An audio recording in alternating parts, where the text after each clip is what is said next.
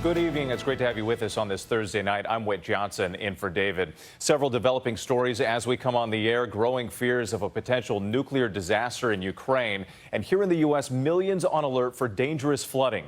But we begin with that breaking news. After the FBI search at Mar-a-Lago, tonight a judge has ordered a redacted version of the affidavit justifying the search be unsealed by noon tomorrow.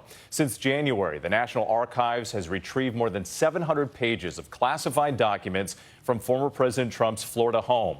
The Department of Justice had argued to keep the affidavit under seal to protect witnesses and their investigation. But news organizations, including ABC News, argued the public had a right to know.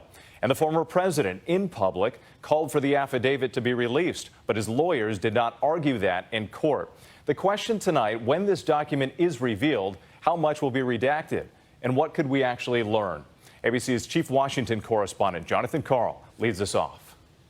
We may soon learn more about why the Justice Department took the extraordinary step of searching Donald Trump's Mar-a-Lago home. This morning, the DOJ lawyers submitted a redacted version of the document used to justify the search, a so-called affidavit. And just hours later, Judge Bruce Reinhart ordered them to release the redacted document to the public by noon tomorrow.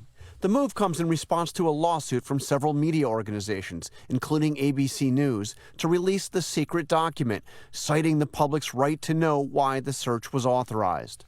The Justice Department had resisted, saying they are, quote, very concerned about the safety of the witnesses, and warning the release of the affidavit would provide a roadmap to a criminal investigation that is still in its early stages. But the judge said he was inclined to release the material and gave DOJ the right to redact portions of the affidavit that could jeopardize the investigation. He understands that the public is going to likely be entitled to some parts of this warrant application and its affidavit. Last week, DOJ said the redactions would need to be so extensive they would, quote, render the remaining unsealed text devoid of meaningful content. But today, the judge approved the proposed redactions, saying prosecutors had shown a compelling reason/good cause to seal portions of the affidavit, and that the redactions are narrowly tailored to serve the government's legitimate interest. John Karl joining us tonight. John, the big question here, what will this redacted document actually reveal about why the FBI wanted to search Donald Trump's home?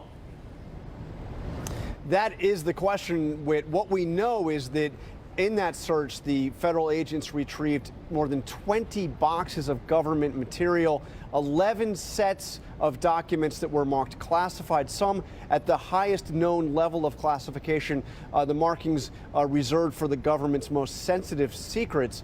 But what this affidavit, depending on how much is redacted, could tell us is why the Justice Department felt it was necessary to go in the way they went in to retrieve those documents so urgently. As for Donald Trump, as you mentioned earlier, he has said publicly that he is in favor of releasing this affidavit, but his lawyers had absolutely nothing to say about it in court.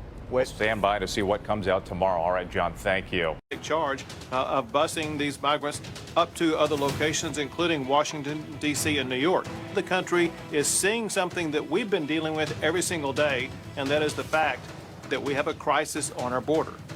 In many cases, they're boarding buses having been lied to about what's going to be on the other end. Every asylum seeker that comes to New York, we are going to get them shelter and support that they need.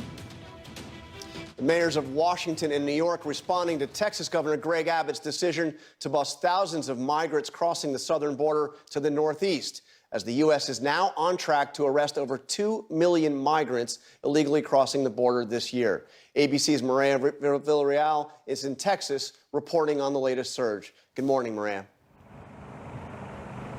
Hey, good morning, John. As you probably know, immigration is a very polarizing issue with big opinions on both sides. But we spend a lot of time in these border towns talking with people who live there and work there. For them, this is not a red or blue issue or a Democrat versus Republican.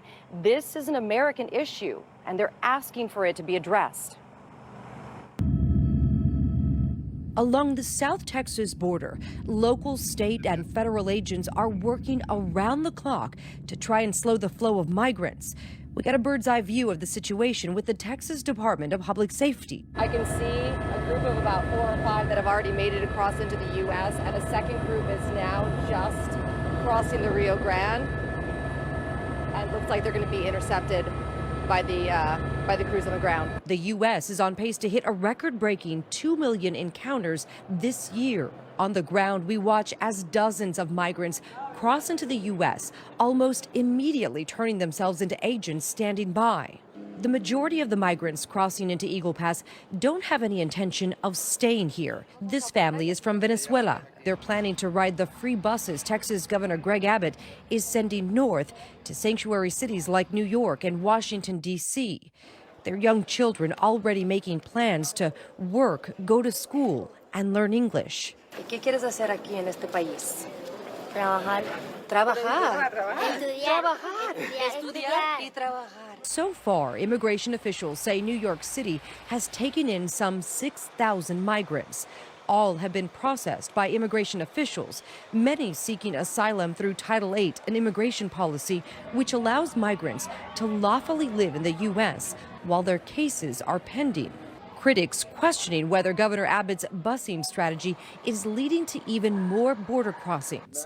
New York Mayor Eric Adams calling out Abbott during a conversation with Nightline's Byron Pitts. You have a person who is using those who are seeking refuge in this country as almost political showmanship. He thinks that this is a theatrical performance, and it's not. Abbott responding, calling it a crisis for the nation, not just border states. Before we began busing illegal immigrants up to New York, it was just Texas and Arizona that bore the brunt of all of the chaos and all the problems that come with it. We need our fellow Americans to understand how significant, how prolific the challenges that we're dealing with. While millions of migrants have been expelled using Title 42, the pandemic rule that lets agents kick out migrants without processing their asylum claims, many of those expelled simply turn around and come right back in.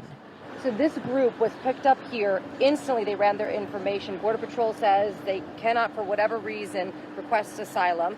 So they pulled them onto the bridge. This is the international bridge right outside Eagle Pass, and they got out right on top of the bridge, and now they are walking straight over back into Mexico. So that is basically Title 42 in a nutshell. The Biden administration has remained fairly quiet about issues unfolding along the border.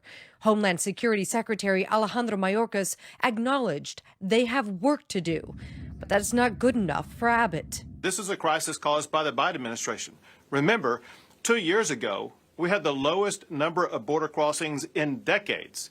Today, we have the highest number of illegal crossings into the United States ever. New York City officials are now working with nonprofit organizations to open up temporary shelters, 13 of them within hotels, and they're also working with school officials to make sure they make room for these children that are coming in from the Texas area.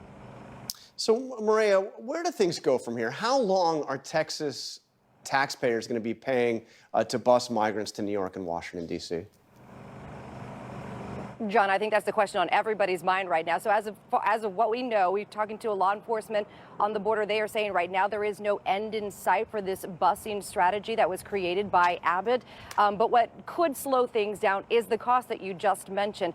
The rides are free for migrants, but this whole strategy is being funded by Texas taxpayer dollars. John? Maria, thank you for your excellent and important reporting from the border. Appreciate it.